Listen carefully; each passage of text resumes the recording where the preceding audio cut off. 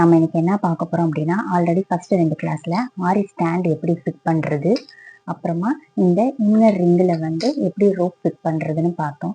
இப்போ இந்த இதில் எப்படி கிளாத் ஃபிட் பண்றதுன்னு பார்க்க போறோம்.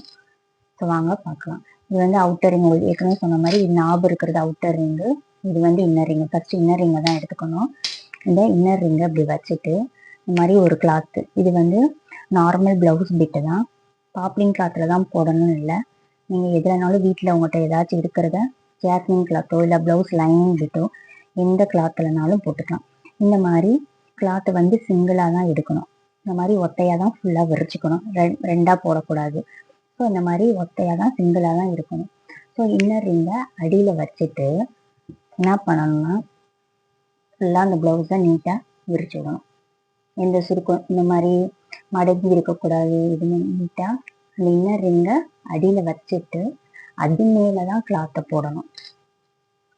இப்போ அவுட்டர் ரிங்கு தான் மேலே வரும். அந்த இன்னர் ரிங் எங்கே இருக்குது தெரியுதா? ஸோ இந்த மாதிரி அந்த இன்னர் ரிங் மேலே, இன்னர் ரிங்கு இந்த இருக்கு, ஜூம் பண்ணி காமிக்கவா? இது இன்னர் ரிங்கு, இது அவுட்டர் ரிங்கு.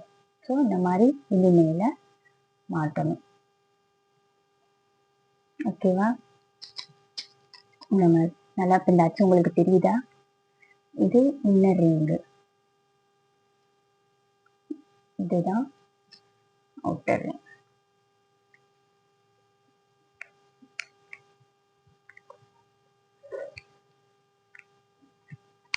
இந்த மாதிரி நல்லா எல்லா பக்கமும் அமைக்கி விட்டுக்கோங்க.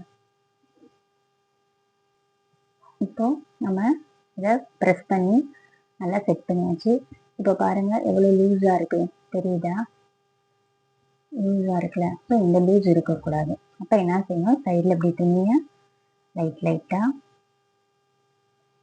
ஸ்ட்ரெச் பண்ணி இழுக்கும். ரொம்ப இழுத்துடக்கூடாது, அப்போ இந்த ரிங்லேருந்து கிளாத்து கலண்டுரும்.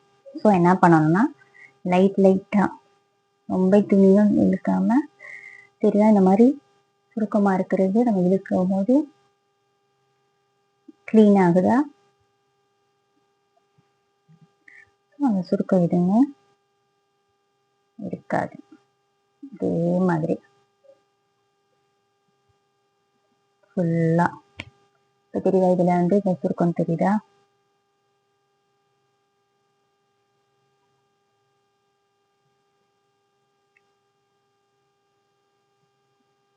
நீங்கள் இந்த லூஸ் இது வந்து நல்லா இந்த பக்கம் திருப்பி டைட் பண்ணிக்கலாம். இல்லை உங்களுக்கு இன்னும் லூஸ் வேணும் அப்படின்னா இந்த பக்கம் திருக்கலாம், டைட் வேணும் அங்கிட்டு. நமக்கு ஆப்போசிட் சைடில் திருகணும்னா டைட் ஆகிடும். நம்மளை பார்த்து டர்ன் பண்ணணும் அப்படின்னா திருகணும்னா லூஸ் ஆகும்.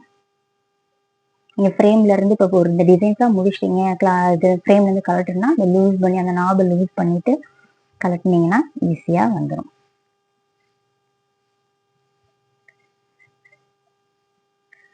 இப்போ தெரியுதா?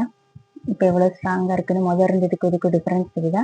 ஸோ இப்படி தான் ஃப்ரேமில் வந்து கிளாத் ஃபிட் பண்ணுறோம். தேங்க்யூ.